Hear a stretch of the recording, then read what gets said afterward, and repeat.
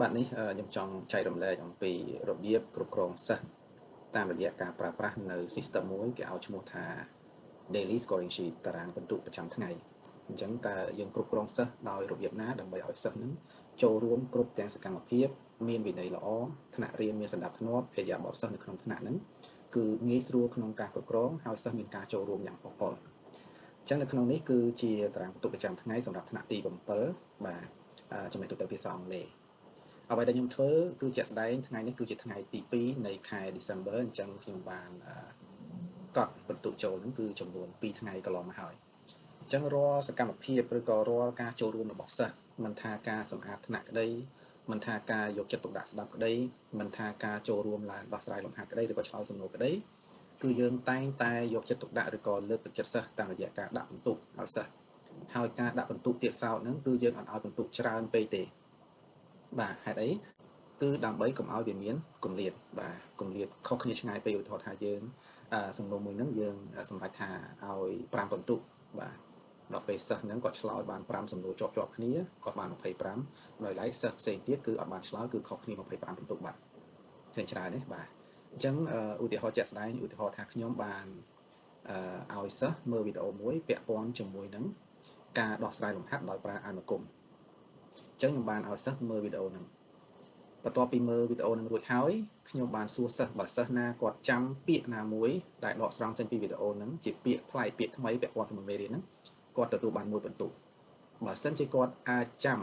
clear មានន័យថាចាប់ពី2ពាក្យឡើងទៅគឺគាត់អាចទទួលបាន2បន្ទុកបើសិនជាគាត់ចាំជាលក្ខណៈប្រយោគនោះគាត់នឹងទទួលបាន3បន្ទុកបាទធ្វើដូចនោះគឺធ្វើឲ្យសិស្សនឹងមានការផ្ចិតផ្ចង់យកចិត្តទុកដាក់ស្ដាប់នៅពេលដែលយើងកំពុងតែចាក់វីដេអូឲ្យគាត់មើលបាទហើយបន្ទាប់មកនៅពេលដែលគាត់ផ្ចិតផ្ចង់អារម្មណ៍ស្ដាប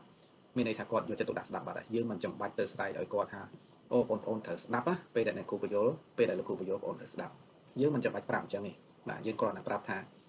ងប្អូនទាំងអស់គ្នាត្រូវផ្ទៀងត្រចៀកស្ដាប់ហើយព្យាយាមសរសេរចុះឲ្យលឿនមានន័យថា take notes នៅពាក្យឬក៏ clear ឬក៏ប្រយោគណាដែលបងប្អូនអាចដកស្រង់បានចេញពីវីដេអូហ្នឹងដើម្បីទទួលបានបន្ទុកទៅតាមអ្វីដែលជាការកំណត់របស់គ្រូអញ្ចឹងអូតូម៉ាទិកគឺសិស្សស្ដាប់តែម្ដងយកចិត្តទុកដាក់ស្ដាប់ផ្ដោតទៅលើវីដេអូតែម្ដងហើយនៅក្នុងការដែលសិស្សផ្ដោតការយកចិត្តទុកដាក់ស្ដាប់វីដេអូគឺមានន័យថាទាំងមើលទាំងស្ដាប់គឺមានន័យថាបងអូនហាក់ដូចជាកំពុងតែរៀនជាមួយនឹងគ្រូបរទេសម្នាក់អញ្ចឹង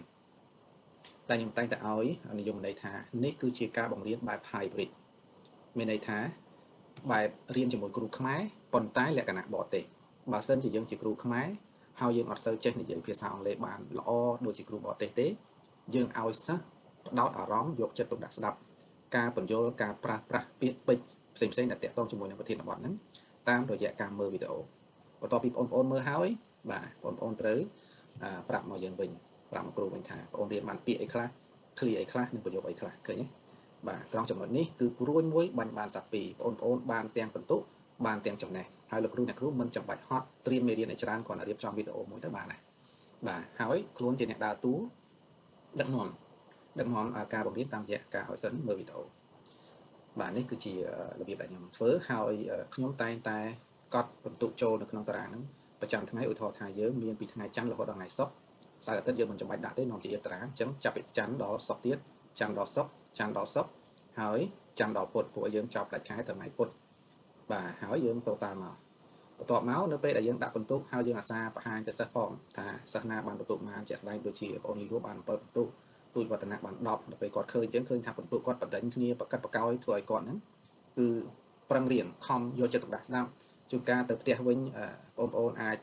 ពំនាំមកវិញនៅប្រយោគឬក៏លំហាត់ណាដែលគួរឲ្យចាប់អារម្មណ៍ហើយពេលដែលគ្រូឃើញអញ្ចឹងឃើញថាបងប្អូនមានការសិក្សាស្រាវជ្រាវមានភាពឧស្សាហ៍ព្យាយាមឲ្យបន្ទុកទៀតបាទដាក់បន្ទុកប្រចាំថ្ងៃហ្នឹងតែម្ដង